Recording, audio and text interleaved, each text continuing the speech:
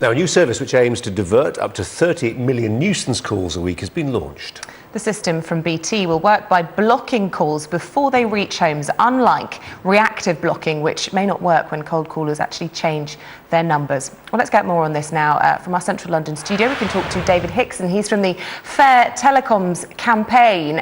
Could this be a turning point, I wonder? I don't know about a turning point, certainly a small step in the right direction, perhaps, but we wait to see. We don't know who these people are that BT is going to block automatically.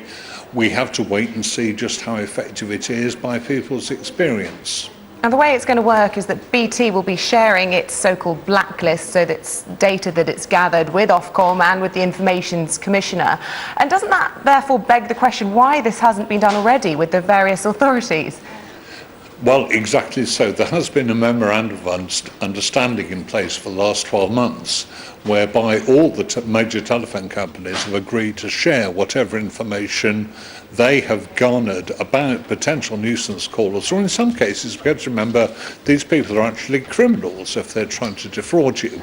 And surely that information needs to be shared with the police, not to mention regulatory authorities. And that has been in place for 12 months. So we wait to see what happens. But what is really annoying from the consumer point of view is that BT does have on its books a much better way of dealing with problem callers, indeed any unwanted call. And that's a technology called TrueCall, which it has on its most recent range of handsets, the 8600 series handsets.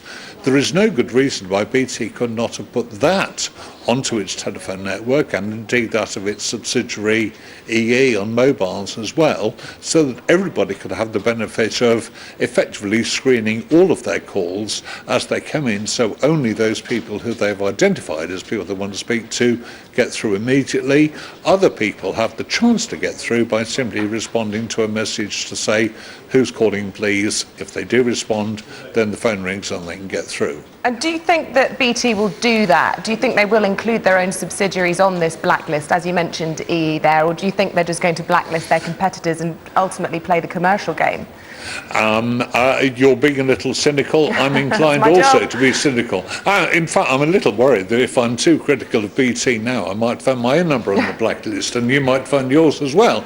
No, to be fair, I don't think it's quite that bad. However, it is certainly a marketing device of BT that their customers benefit from this service, whereas competitors don't.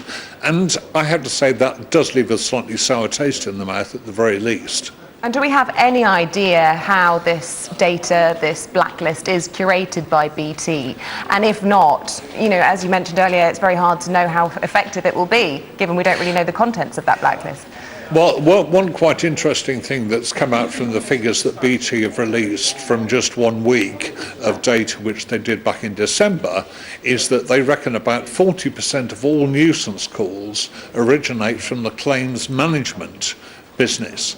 We have long been pressing the claims management regulator to move away from the rather relaxed approach they have to telephone marketing and to ban the practice outright, both by licensed operators and by their agents. If 40% of all nuisance calls are coming from one sector where a regulator has the power to say, we do not believe the telephone is an appropriate way of marketing these services, and therefore outlawing it for people who risk losing their business if they carry on with the practice, it's ridiculous to think we're still chasing this, and they still have rules that say, oh yes, you can market by telephone if you like, as long as you follow a few basic rules. That is complete nonsense. Claims management, telephone marketing must be stopped, and probably many other areas as well. Yeah, it's certainly a huge source of irritation. Really good to talk to you, David Hickson. Thanks for your views on that this morning.